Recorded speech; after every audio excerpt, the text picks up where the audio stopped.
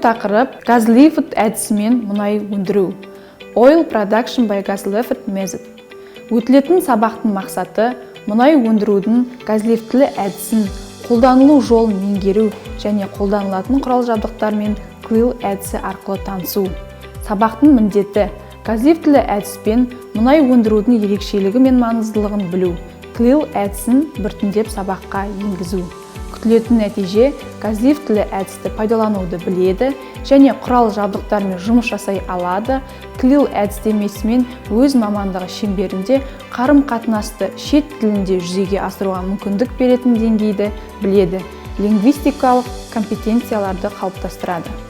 Жалпы жер астынан мұнай өндірудің негізгі 3 тәсілі бар: фонтанды, газлифтлі, сораптық. Бүгінгі тақырып газлифтлі әдіске арналады. Ол үшін біз фонтанды әдістен бастап қуалай отырып түсіндірме жұмысын жүргізуге тырысамын.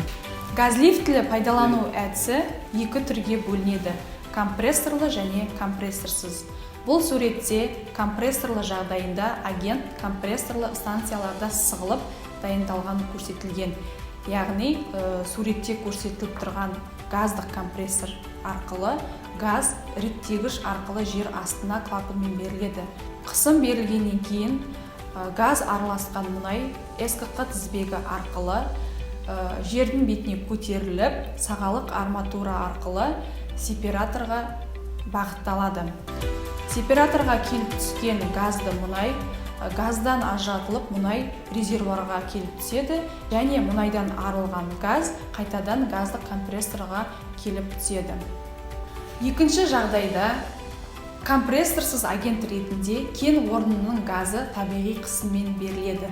Бұл әдісте мұнайды көтеру үшін ұңғының тесіп ашқан газды қабаттан газ энергиясы қолданылады.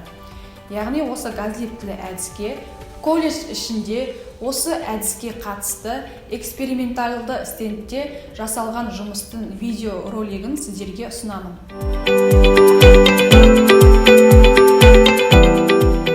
Бұл видеода көріп тұрғаныңыздай, мұнайдың орнына суды пайдаландық, газдың орнына ауаны пайдаландық.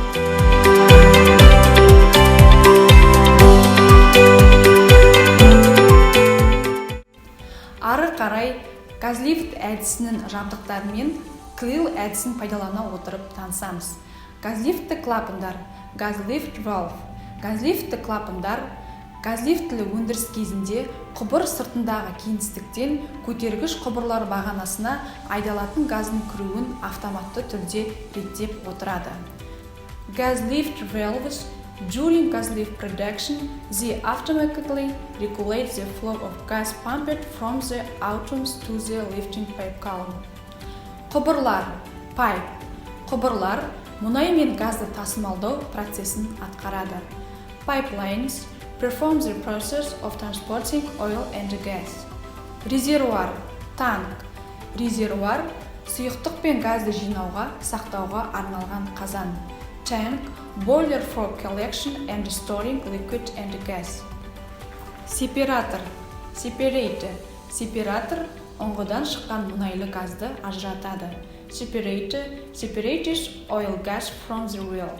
Келесі бізде газдық компрессор. Gas compressor.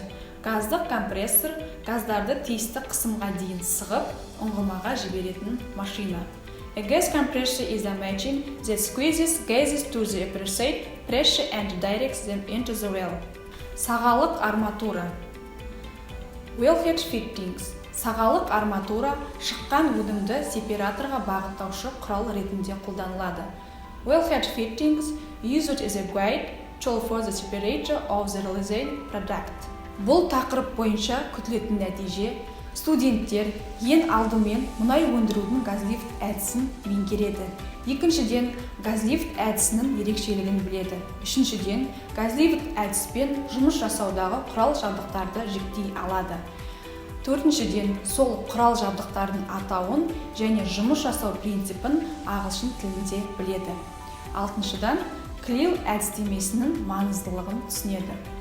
Үйге берілетін тапсырма Learning Subs программасы арқылы 2 тапсырма беріледі. Бірінші тапсырма газлифт жабдықтарының ағылшынша сөздерін табу. Екінші тапсырмада суретке қарап, бұл не зат екенін атауын табу керек және де оны ағылшын тілінде жазу керек. Сау болыңыздар, назарларыңызға рахмет.